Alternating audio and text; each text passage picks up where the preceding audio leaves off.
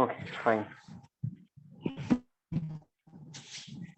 मैं ये कह रहा था कि when we talk about on the application of dimensional analysis, what was the first thing that we have learned? The first thing that we have learned is that कि अगर हमको किसी फिजिकल क्वांटिटी का डायमेंशनल फॉर्मूला पता है तो उससे हम यूनिट्स कह सकते हैं। याद है सबको?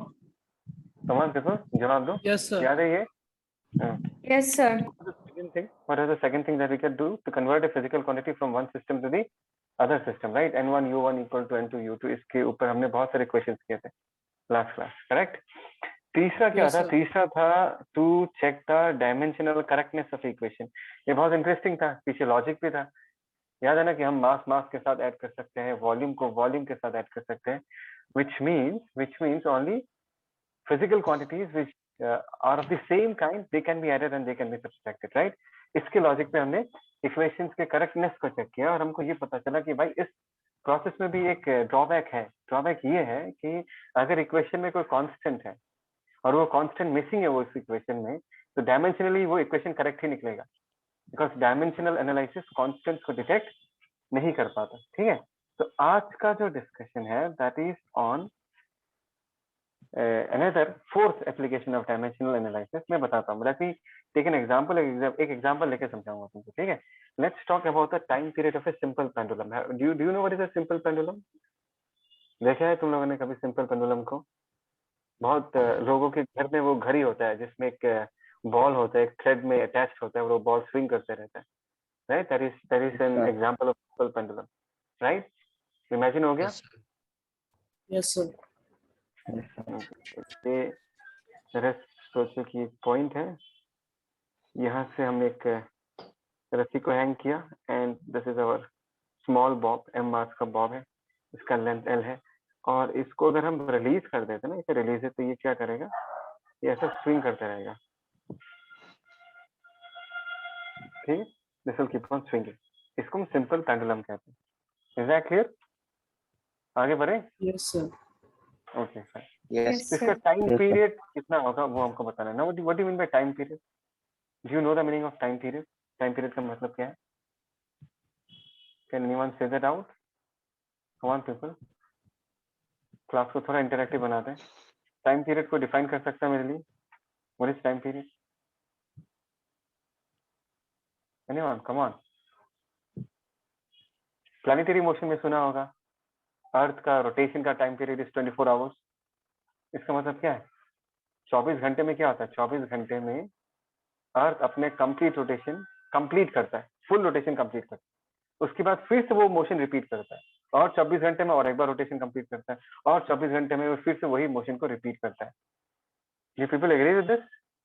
Yes, So sir. the time period in Yes, this sir. case is the amount of time taken for the bob to complete one full oscillation. One full oscillation का मतलब क्या है जनता? इसका मतलब है, सोचो मैंने यहाँ से रिलीज किया तो सबसे पहले वो यहाँ से यहाँ तक जाएगा, उसके बाद फिर से रिटर्न यहाँ पर आएगा। This is one full oscillation. जनता समझ में मैंने क्या कहा? This is one full oscillation. इसको करने में जितना वक्त लगता है उसको हम क्या कहते हैं? टाइम पीरियड कहते हैं। देखो तुम्हारा बॉब जिस स्टेट में था, ट्राई टू अंडरस्टैंड, ये तुम्हारा बॉब है, दिस इज अ बॉब। एक मिनट, ये बॉब जिस स्टेट में है, पहले यहाँ से यहाँ तक जाओ, this is half of the motion and the bob will again come back to its initial position, this is half of the motion. तो बॉब ने अपना जर्नी जिससे चालू किया था, जिस तरीके से चालू किया था,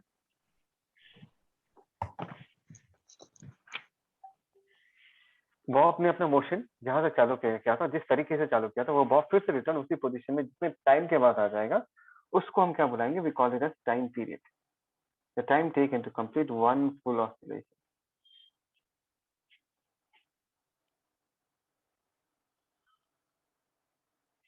give me a thumbs up अगर ये समझ में आया। Come on people, give me a thumbs up अगर ये समझ में आया तो। Everyone,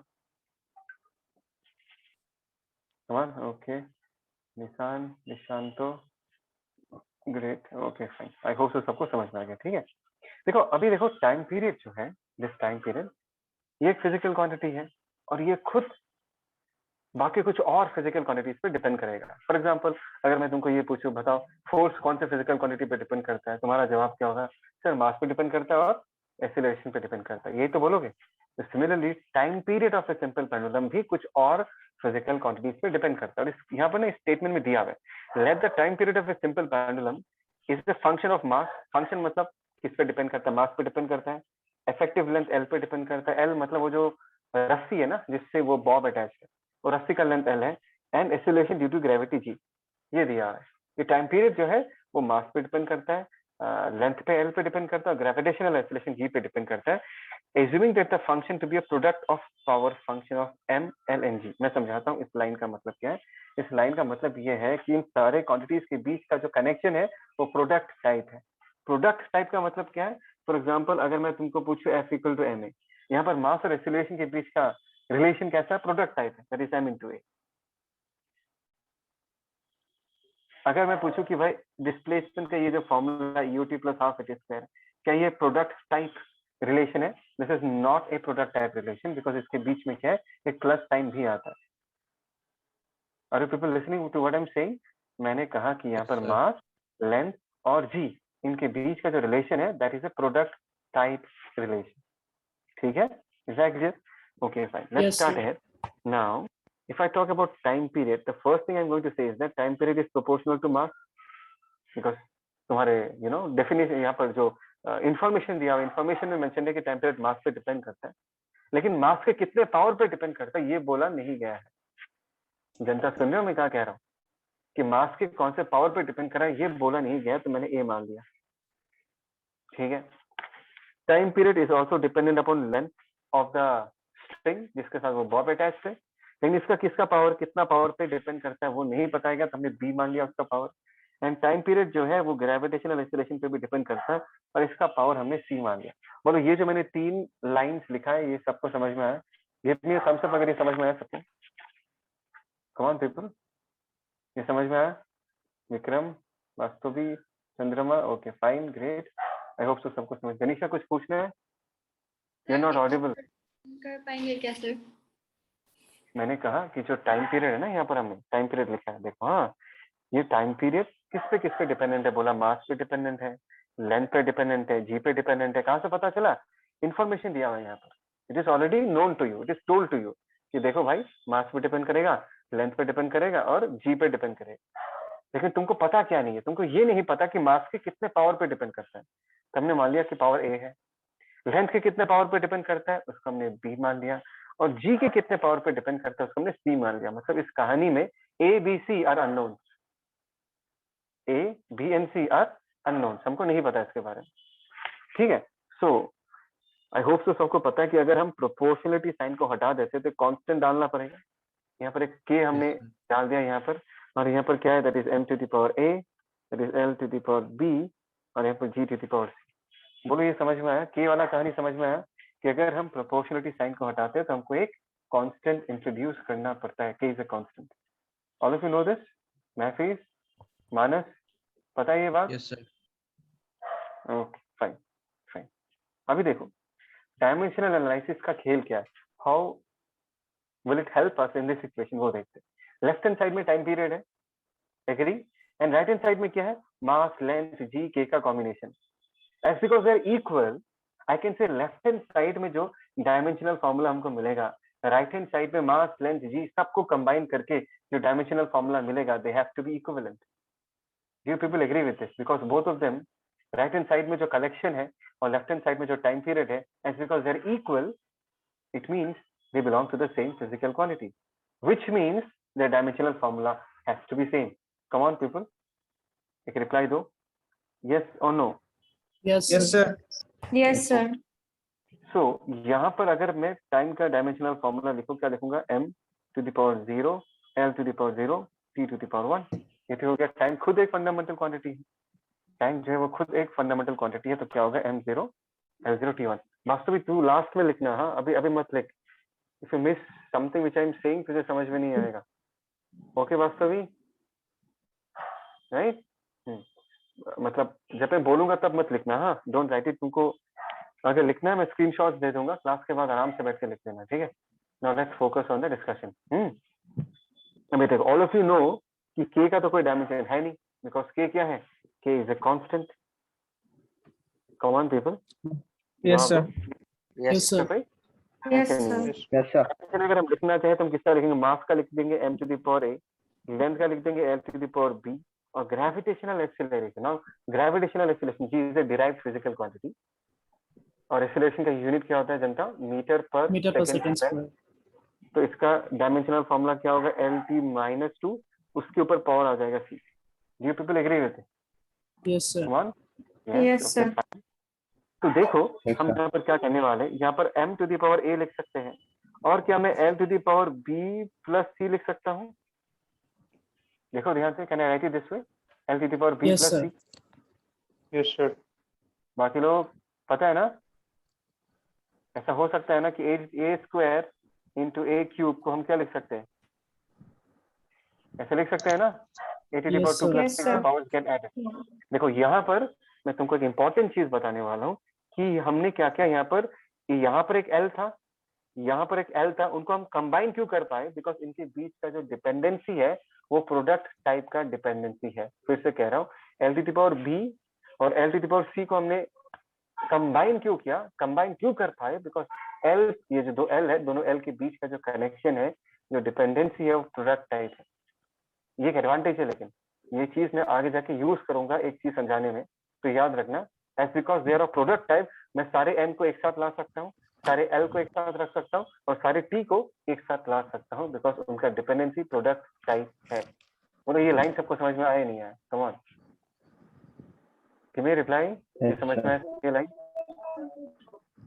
Sir, can you Yes, explain sir. once Yes, more? महफीज, मैं ये कह रहा हूँ, महफीज का डाउट है। मैंने कहा देखो यहाँ पर जो डिपेंडेंसी है, डिपेंडेंसी मतलब मास और लेंथ के बीच का सिंबल क्या है? यहाँ पर एक, यहाँ पर कौन सा सिंबल है? इनटू सिंबल है, इनटू। लेंथ और लेंथ के बीच में इनटू सिंबल है ना? एज बिकॉज इन दोनों के बीच इनटू सिंबल है, हम लेंथ को कंबाइन करके एक single L to the power something में लिख पा रहे हैं।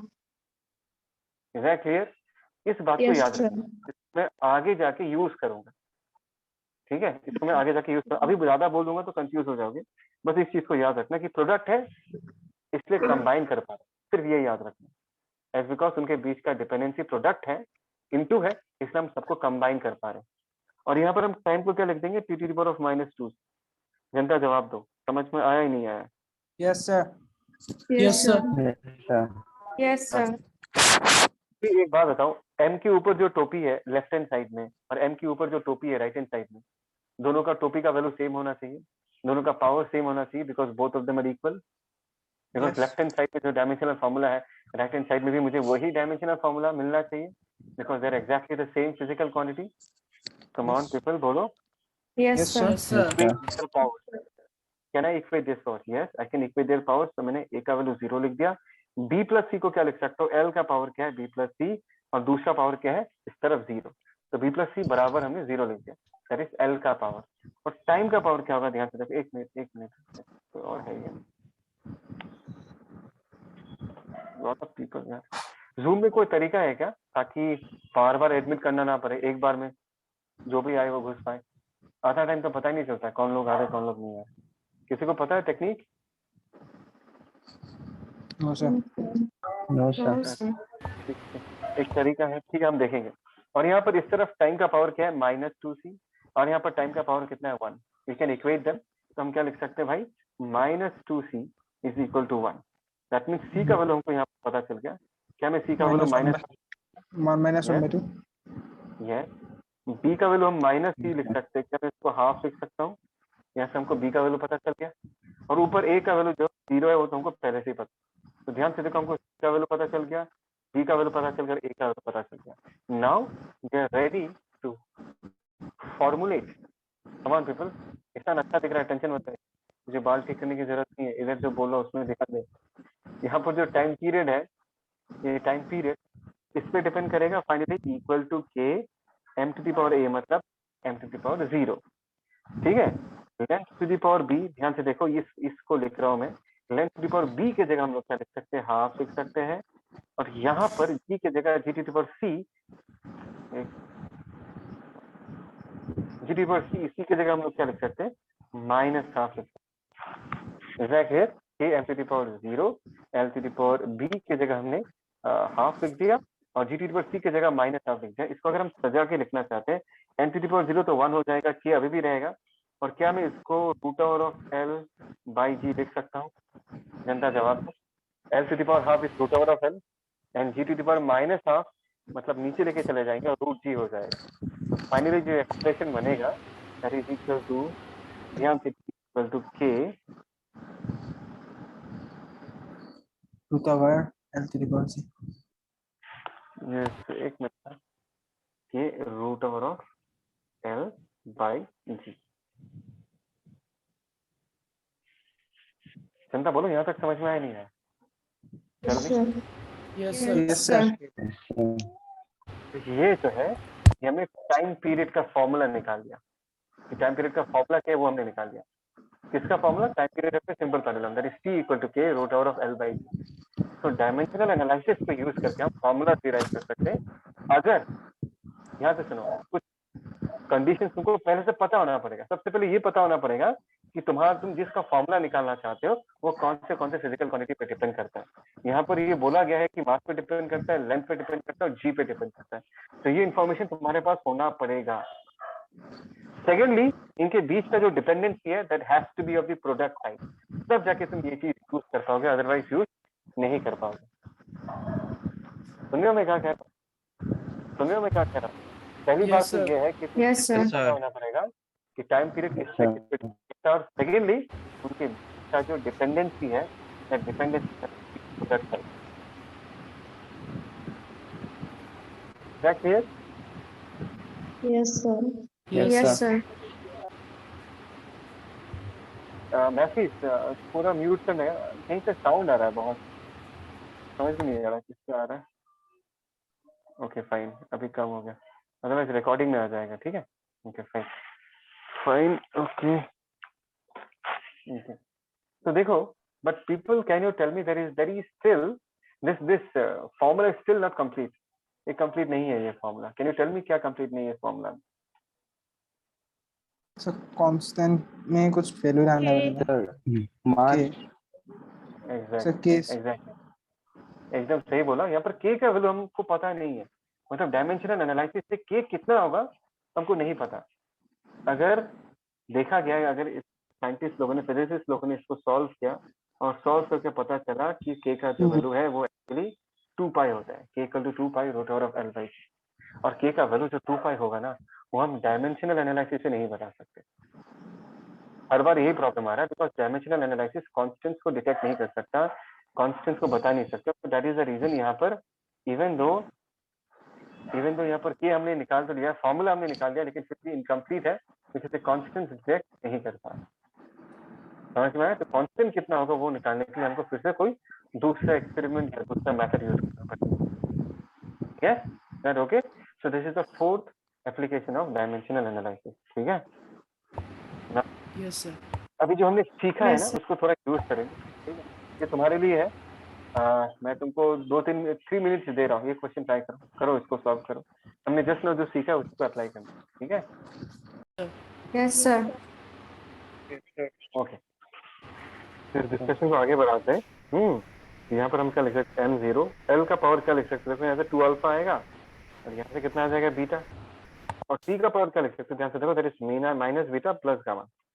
ठीक है ना, यहाँ पर आ गया m0 l cube t to the power 1। Oh sorry यार, ये गलती हो गया, वॉल्यूम है ना, t का पावर भी क्या होगा? 0 ही होगा। 0, sir. ठीक है ना, तो t का पावर 0 हो जाएगा। सो इन दिस केस दोनों तरफ मास का पावर तो 0 है, उसको लेके कुछ होगा नहीं। लेकिन अगर मैं लेंथ के पावर को देखूं, यहाँ पर पावर कितना? ट्वाइस अल्फा प्लस बीटा, यहाँ पर कितना? 3। तो हम क्या लिख सकते हैं? Twice alpha plus beta equal to 3। ठीक है ना, और दूसरा हम क्या लिख सकते हैं? Minus beta plus gamma. ध्यान देना, minus beta plus gamma is equal to 0। ये वाला माइनस बीटा प्लस गामा, ये क्या हो गया? 0। तो यहाँ से हम लिख सकते हैं कि बीटा बराबर गामा, ये लिख सकते हैं बीटा बराबर गामा। एक तो ये ऑप्शन है, एक तो ये ऑप्शन है, और ये दो ऑप्शन हो नहीं सकता। तो ये हो गया, मैंने एलिमिनेट कर दिया कि लास्ट के 2 ऑप्शन नहीं हो सकते, पहला 2 ऑप्शन हो सकते हैं। दैट मीन्स अभी मुझे अल्फा और बीटा का रिलेशन देखना पड़ेगा। और ध्यान से देखो, इसको देख के क्लियरली पता चल रहा है कि बीटा का वैल्यू कितना है? That is 3 minus 2 alpha. So definitely beta is not equal to alpha, है ना। Beta is not equal to alpha मतलब यहाँ पर अल्फा इक्वल टू बीटा दिया हुआ है, तो ये भी नहीं होगा। So B is the correct option. कि अल्फा का वैल्यू जो है वो बीटा के बराबर नहीं है, लेकिन बीटा का वैल्यू जो है वो गामा के बराबर है। तो यही जो इक्वेशन वही सिर्फ सेटिस्फाई कर रहा है। समझ में आया तुमको? This is the correct option. इसका जवाब दो। Yes, sir. आइए ना। Yes, sir. तो ये तो हो जाना चाहिए था यार, ये तो एक्सपेक्ट किया था मैंने तुम लोगों से।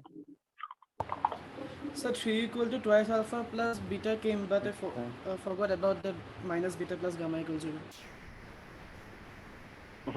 फॉरवर्ड करने से नहीं होगा, ये लीड के लिए प्रिपेयर करा, फॉरवर्ड करने से कैसे होगा? इसको स्क्रीनशॉट दे दो।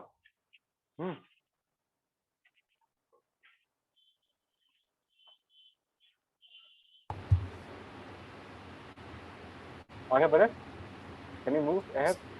So 1 minute, sir.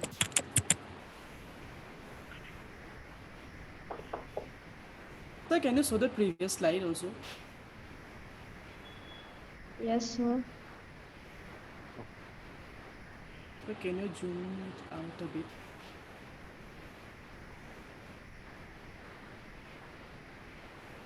ठीक है। Yes, sir. Yes, sir.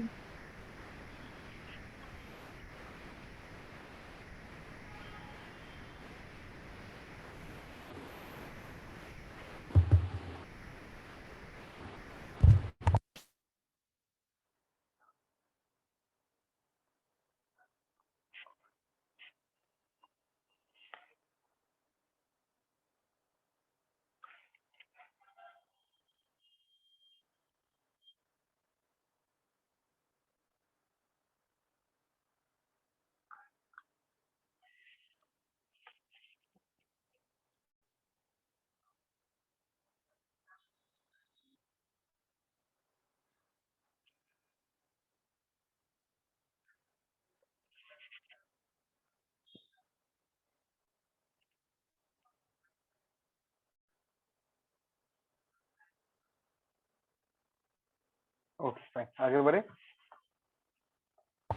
Yes, sir. Okay चलो ये ट्राई करो। ये भी सिंपल है, ये मजेदार क्वेश्चन है। इसके बारे में मैंने तुम लोगों को पहले भी बताया था, याद है? मैंने जब तुम लोगों को फंडामेंटल क्वांटिटी समझा रहा था तो मैंने बोला था मैकेनिक्स में मास, लेंथ एंड टाइम को चूज किया जाता है। We choose them as fundamental quantities और उनको यूज करके हम बाकी फिजिकल क्वांटिटीज डिफाइन करते हैं। तब मैंने कहा था कि अगर कोई टीचर चाहे या कोई एग्जामिनर चाहे वो क्वेश्चन घुमा के दे सकते, वो फंडामेंटल क्वांटिटीज कौन सा होगा वो बदल सकते हैं। याद है मैंने force equal to mass into acceleration का कहानी बताया था। मैंने बोला था कि फोर्स को फंडामेंटल मानो, एक्सीलरेशन को फंडामेंटल मानो, तो मास क्या बन जाएगा? मास एक डिराइव्ड फिजिकल क्वांटिटी बन जाएगा। ठीक है। यहाँ पर क्वेश्चन क्या है, ध्यान से देखो। If velocity, force and energy are taken as fundamental unit या क्वांटिटीज व्हाटएवर इट इज। ठीक है। यहाँ पर फोर्स, वेलोसिटी एंड एनर्जी को फंडामेंटल क्वांटिटी माना गया, then the dimensional formula for mass will be. ये पूछा है डायमेंशनल फॉर्मूला फॉर मास। ये भी तो ट्राई क्या होगा, मास का dimensional formula.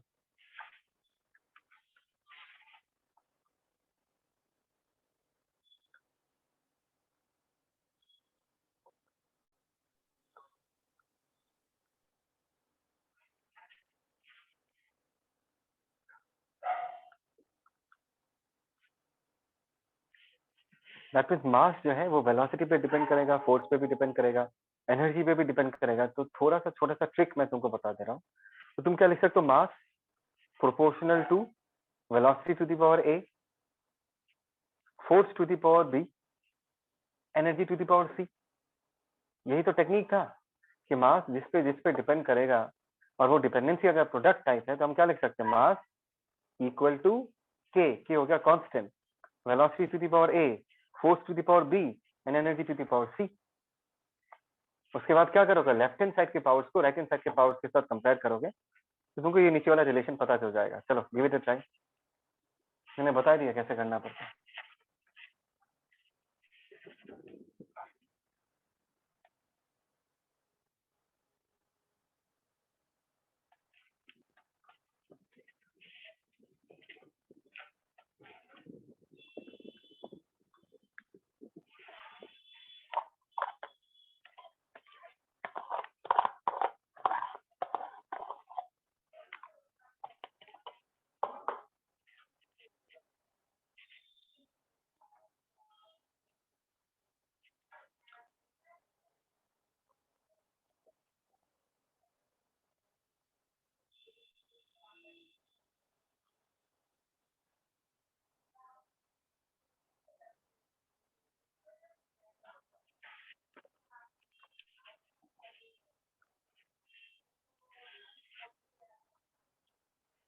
Anyone with an answer मुझे बता सकता है या चैट में रिप्लाई दे सकता है?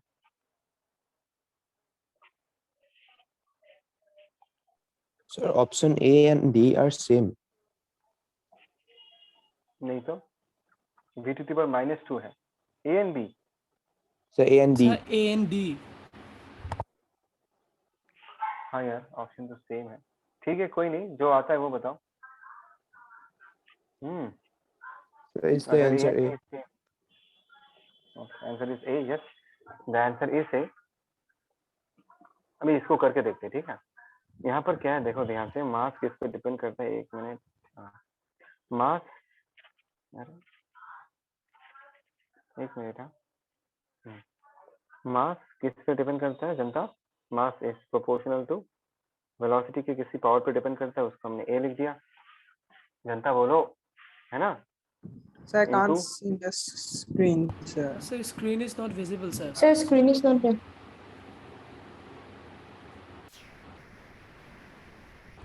अभी दिखाई दे रहा है? Yes, sir. Yes, sir. Yes, sir. Yes, sir. मैं ये कह रहा था कि मास जो होगा, मैं अगर डायरेक्टली लिखूं इक्वल टू सम कांस्टेंट, यहाँ पर सबसे पहले किस पे डिपेंड कर रहा होगा जनता? वेलोसिटी टू द पावर ए। और किस पे डिपेंड कर रहा होगा? फोर्स, उसका पावर हमने बी लिख दिया। और यहाँ पर एनर्जी पे डिपेंड कर रहा होगा, उसका पावर हमने सी लिख दिया। Do you people agree with this? Yes, sir. Yes, sir. Yes, sir. Mass का डायमेंशनल फॉर्मूला क्या होगा? m1 l0 t0, है ना? k का तो कोई डायमेंशन है ही नहीं, तो वेलोसिटी का डायमेंशन लिखे तो क्या लिखेंगे? lt -1 to the power a। ध्यान देखना, फोर्स का क्या होगा? mlt -2। नहीं पता तो निकाल सकते हो। फोर्स का मास इंटू एक्सेलरेशन होता है, मास के लिए m और एक्सेलरेशन के लिए lt -2, ठीक है। एनर्जी क्या होगा जनता? What is the dimensional formula of energy? L2 T minus 2. फटाफट चेक कर लेते हैं, किसी भी एनर्जी का फॉर्मूला यूज कर लो, half mv square. Sir, half M1 mv L. Square करूंगा तो यस यस, Sir, m का डायमेंशन M1. क्या लेते हैं, I'm gonna announce. ठीक है? Is it correct? Yes, sir. है ना, मैं कोई फॉर्मूला ले लिया, वहां से निकाल लिया हाफ mv स्क्वायर। तो मास के लिए m to the power 1, velocity के लिए l स्क्वायर t -2। तो यहाँ पर एनर्जी की जगह क्या लिख सकते हैं? m to the power 1 l square t -2 का पावर c लिख दिया। अभी देखो यहाँ पर l to the power a, अभी सारे l को हम एक साथ लेके आएंगे, ध्यान रखना, एक साथ ले इसलिए आता है बिकॉज सारे क्वांटिटीज का जो डिपेंडेंसी है वो प्रोडक्ट टाइप डिपेंडेंसी, ठीक है। तो यहाँ पर l का पावर एक a है, यहाँ पर l का पावर एक b है, यहाँ पर l का पावर 2c है। तो हम क्या लिख सकते हैं? a plus b Plus C. ठीक है। Oh. अभी अगर मैं लेंथ, सॉरी मास का भी लिखना चाहिए था यार, मास का पहले लिख देता हूँ। मास का, अच्छा ठीक है, मास का बाद में लिखते हैं, इनटू मास। मास का हम क्या लिख सकते हैं? यहाँ पर मास का पावर क्या, देखो यहाँ पर पावर 1 है, यहाँ पर 3 पावर 1 है, 1 + 1 2 लिख सकता हूँ, चलेगा जनता? आइए ना। Yes, sir. Yes, sir.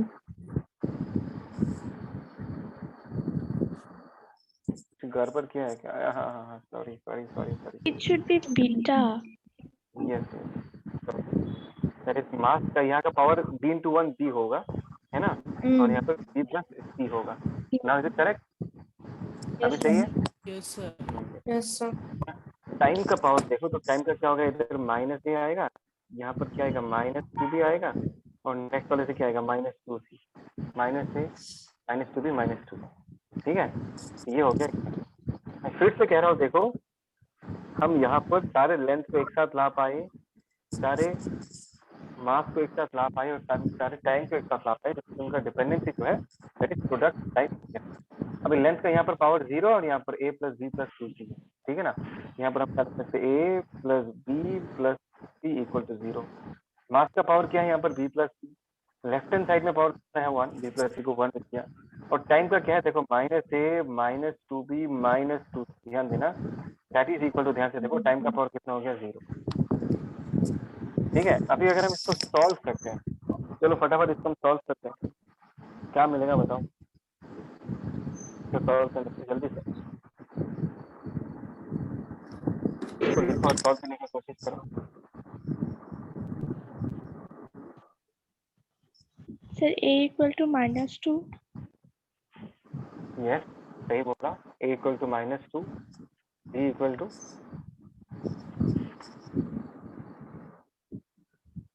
Anyone, B equal to, C equal to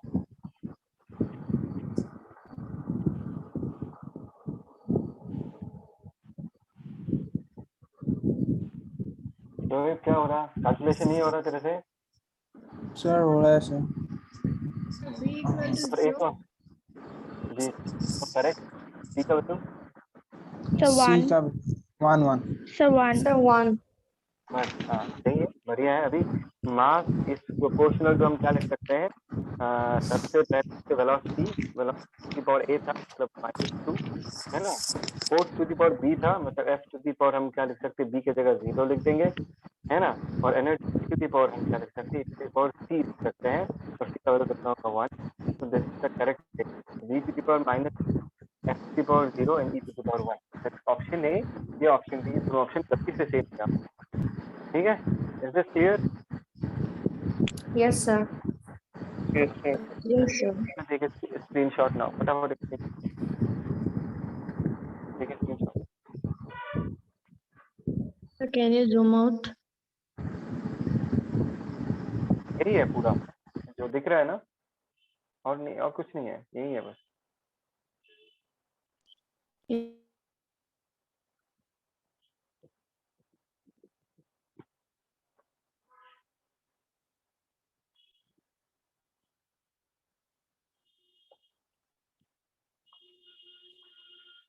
okay fine people, ले लिया, आगे चले। Yes, sir. Yes, sir. Yes, sir. क्या दिख रहा है सबको? This is limitations of dimensional. Limitation of dimension. Limitations of time. Right, एक लिमिटेशन के बारे में तो बहुत ज्यादा डिस्कस कर लिया। बिफोर एक बात बताओ, can anyone tell me work का डायमेंशनल फॉर्मूला क्या होगा? Can I say work is force into displacement? जनता? Yes, sir. Yes, sir. So dimensional sir. formula of work is dimensional formula of dimension of displacement force का क्या होगा? mg minus displacement का length होगा, ये कितना आ जाएगा? is m l square t। Hope तो सबको समझ में आई है, क्लियर? Yes, sir. ये अभी can anyone tell me energy का डायमेंशनल फॉर्मूला क्या होगा? जस्ट नाउ निकाला हम लोगों ने एनर्जी का। M1 तुमने L2 स्क्रीनशॉट T भी लेके minus रखा। 2. Sir, L1, L2, T to the power -2. Now do you people agree that work and energy is a two different physical quantity, right? Work है और एनर्जी जो है, ये दो Yes, अलग sir. अलग फिजिकल क्वांटिटी है, लेकिन दोनों का डायमेंशनल फॉर्मूला सेम है या नहीं है? दोनों का dimensional formula. Yes sir. Yes, Yes, sir. Yes, तो sir. इसका मतलब क्या है? इसका ये हुआ कि अगर मैंने तुमको किसी क्वांटिटी का डायमेंशनल फॉर्मूला देके पूछा, बताओ ये कौन सा फिजिकल क्वांटिटी है, कभी कभी तुम बता नहीं पाओगे, क्योंकि मल्टीपल फिजिकल क्वांटिटीज का सेम डायमेंशनल फॉर्मूला हो सकता है। जैसे कि इस केस में वर्क और एनर्जी का सेम डायमेंशनल फॉर्मूला है, ऐसे भी कुछ और फिजिकल क्वांटिटीज है जिनका सेम डायमेंशनल फॉर्मूला आता है। तो ये जो डायमेंशनल फॉर्मूला वो यूनिक नहीं है। कभी कभी ऐसा भी केस बनेगा कि एक ही डायमेंशनल फॉर्मूला 2 या 3 फंडामेंटल फिजिकल क्वांटिटीज का हो। तो अगर मैं तुमको डायमेंशनल फॉर्मूला देख के पूछता हूँ कि फिजिकल क्वांटिटी क्या कौन सा है, कभी कभी ये बताना मुश्किल होता है। Did you people understand this? क्या ये तुमको समझ में आया? yes, sir. Yes, sir. Yes. बहुत ही सिंपल सा। सेकेंड वाला जो है वो सबको पता है, बहुत बार बोल चुका हूँ कि न्यूमेरिकल कांस्टेंट जो है जैसे हाफ, 2 पाई एक्सेट्रा, डायमेंशनल एनालिसिस हम निकाल नहीं सकते। जैसे कि टाइम पीरियड के फॉर्म पर k का वैल्यू जो 2 पाई होगा वो हम निकाल नहीं पाए, राइट? तो dimensional analysis not help us to find out the value. Is that clear? ये दूसरा लिमिटेशन। जनता समझ में आया? Is that clear? Yes, sir. Yes, sir. Next limitation देखते हैं। नेक्स्ट लिमिटेशन क्या है? ऐसा फॉर्मूला हम डिराइव नहीं कर पाएंगे, s equal to ut plus half. क्यों? बिकॉज यहाँ पर जो फिजिकल क्वांटिटीज है उनके बीच का डिपेंडेंसी कैसा हो गया? प्लस टाइप डिफरेंस हो गया। अभी इमेजिन करो, अगर सोचो कि जैसे कि हमने यहाँ पर इतना सारा प्रॉब्लम किया था ना, हमने यहाँ पर क्या किया था, देखो ध्यान से देखो, इस वाले लेंथ को इस वाले लेंथ को इस वाले लेंथ को क्या किया था, कंबाइन कर दिया, उनका पावर साइड हो गया। तो यस और नो, यस और no? Yes, sir. Yes, sir. अभी जस्ट इमेजिन करो, तो से कि अगर ऐसा होता है L⁴ A plus L⁴ B plus L⁴ C, क्या मैं इसको L⁴ समथिंग लिख पाऊंगा? Is there any formula which will help us to combine all these different L's, L⁴ A plus L⁴ B plus L⁴ C? LA into B into C.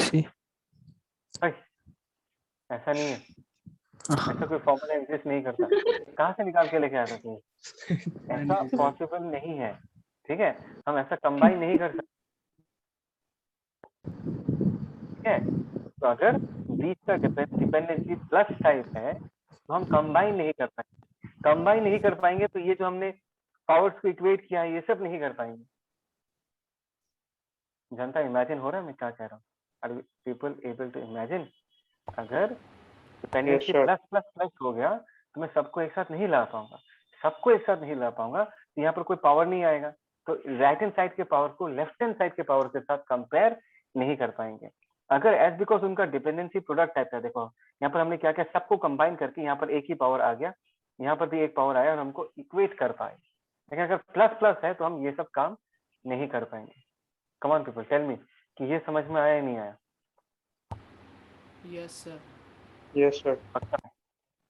कोई doubt? Anyone having any doubt can ask me. Hello, give me a thumbs up अगर ये समझ में आया। Come on everyone, give me a thumbs up अगर ये समझ में आया। ये थोड़ा समझने लायक चीज है। Okay, that's nice.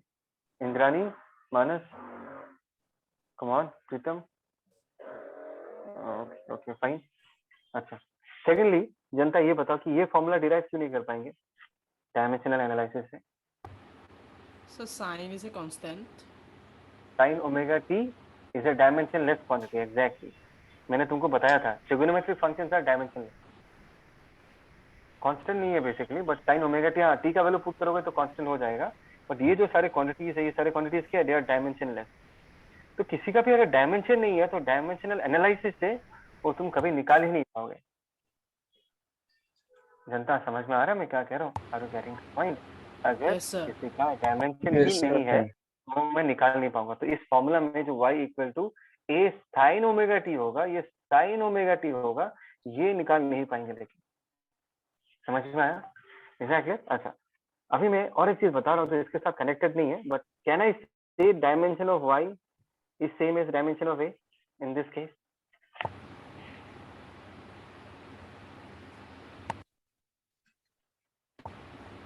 सोच के जवाब दो, क्या मैं ऐसा लिख सकता हूँ कि y का जो डायमेंशन है और a का डायमेंशन सेम है? Yes, sir. Right, Yes, sir. Dimensionless है, ये तो डायमेंशनलेस Yes, है। sir.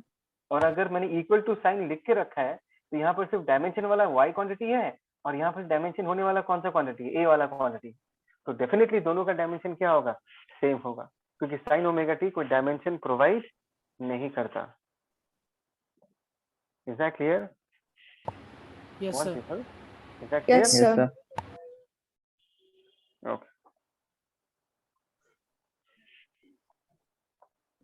अच्छा, और लास्ट में और एक डिपेंडेंसी है, ये देखो, if a physical quantity depends on three physical quantities out of which two are same dimension, the formula cannot be derived by the theory of dimension। धीरे धीरे पढ़ो, क्या बोला कि अगर कोई फिजिकल क्वांटिटी तीन फिजिकल क्वांटिटीज पे डिपेंड करता है, out of which two have the same dimension, दोनों का डायमेंशन सेम है। जैसे कि ये जो दिख रहा है ना तुमको, ये एक फॉर्मूला मैं तुमको लिख के देता हूँ, ये जो फॉर्मूला है F that is equal to D by L square into we.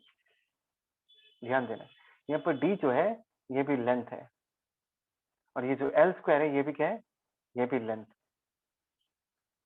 और पीपल गेटिंग द पॉइंट? यहाँ पर लेंथ, ऊपर भी लेंथ है नीचे भी लेंथ है, ऐसा फॉर्मूला हम डिराइव नहीं,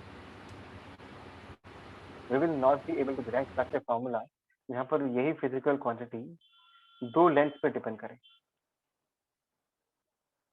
ट्राई टू अंडरस्टैंड, एक बार दिमाग लगाओ, ऐसा क्यों,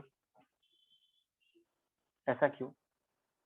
क्योंकि जब मैं इधर भी डायमेंशन लगाऊंगा और इधर भी डायमेंशन लगाऊंगा तो डी और एल तो एक ही चीज हो जाएगा, बिकॉज डी भी लेंथ ही रिप्रेजेंट कर रहा है और नीचे भी जो एल लिखा वो भी तो लेंथ ही रिप्रेजेंट कर रहा है, तो डी और एल में फर्क कैसे करोगे? will not be able to differentiate between D and L. Come on people,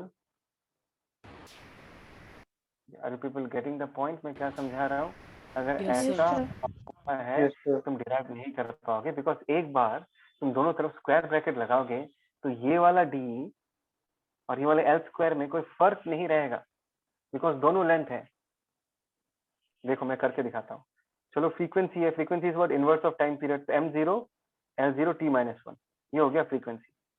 और यहाँ पर अगर मैं पुट करूँ तो d क्या है, length to the power 1, L square क्या है, L स्क्वायर, ऐसा लिख दिया। एंड आई थिंक सो ये जो है v, एक मिनट, एक मिनट रुको, तुम कर नहीं पाओगे। ये जो v है ना, ये v नहीं, ये y है। ये और एक फिजिकल क्वांटिटी है जिसके बारे में तुम अभी जानते नहीं हो, उसको हम यंग्स मॉडुलस बोलते हैं। ठीक है, डरो मत इस नाम को देख के, ये तुमको मिलेगा आगे जाके। अभी this name is new for you. Are you people listening? Yes, sir. Yes, sir. Yes, sir. यहाँ पर भी तुमको क्या Yes, करना पड़ेगा, sir. यंग्स मॉडुलस का डायमेंशन पुट करना पड़ेगा। इसमें ज्यादा मैं दिमाग नहीं लगा रहा, लेकिन फाइनली देखो जब तुम लेंथ को कंबाइन करोगे, जब लेंथ को कंबाइन करोगे तो तुमको एक सिंगल पावर मिलेगा सिर्फ लेंथ के ऊपर। कम ऑन पीपल, जब तुम लेंथ को कंबाइन करोगे तब तुमको Yes, क्या sir. मिलेगा, एक सिंगल पावर मिलेगा। Is that clear? अगर एक सिंगल पावर मिलेगा तो तुमको आगे जाके कैसे पता चलेगा कि डी का पावर क्या और एल का पावर क्या है? क्या तुम ये डिफरेंशिएट कर पाओ? Hello, yes, sir. Yes, sir. Listening? मैं कह रहा हूँ जब तुम इसको कंबाइन करोगे तो डी का पावर क्या आएगा और एल का पावर कितना आएगा तुम बता नहीं पाओगे, बिकॉज डी और एल में कोई फर्क नहीं होगा, दोनों एल एल बन जाएगा। तो किसके ऊपर कितना पावर आएगा तुम डायमेंशनल फॉर्मूला से एनालाइज करके नहीं बता पाओगे।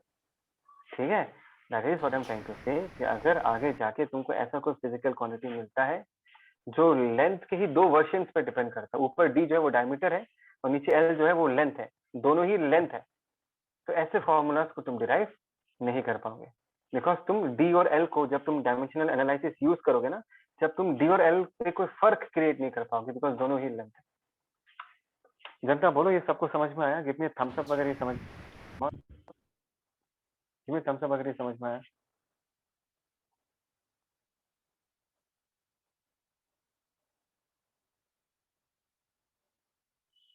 Okay Pritam, okay, anyone having any doubt in this you can ask, कोई प्रॉब्लम नहीं है। anyone having any doubt in this you can ask. Okay, fine, fine. Sanamani, are you there in the class? Sanamani? Okay, yes sir, okay, okay, I see your reply. ठीक है। मानस, मानस तू class में है? Yes, sir. Okay, समझ में आया तेरे को? Yes, sir. Okay, fine, fine people, then this brings us to the end of this section, units and dimensions हमने ये कंप्लीट कर लिया। ठीक है, छोटा सा सेक्शन है। Can we और अगर show the slide, last slide? ये वाला slide, Yes, sir. Yes, sir, limitations. So both slides. Okay.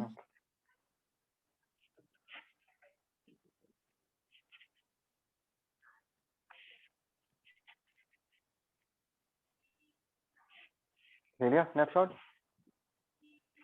Yes, sir, the next one. Yeah, this is the next one.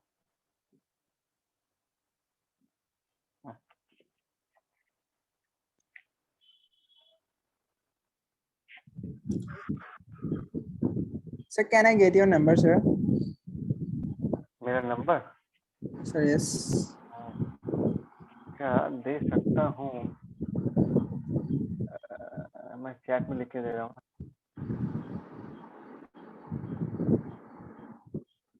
अच्छा चलो लिख लो, 7896 8896 88 9069। So 7896.